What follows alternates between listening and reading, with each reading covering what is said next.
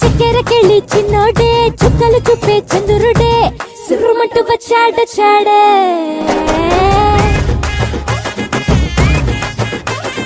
గంధము గట్ట పూయండే బిందులు సిద్ధం చేయండే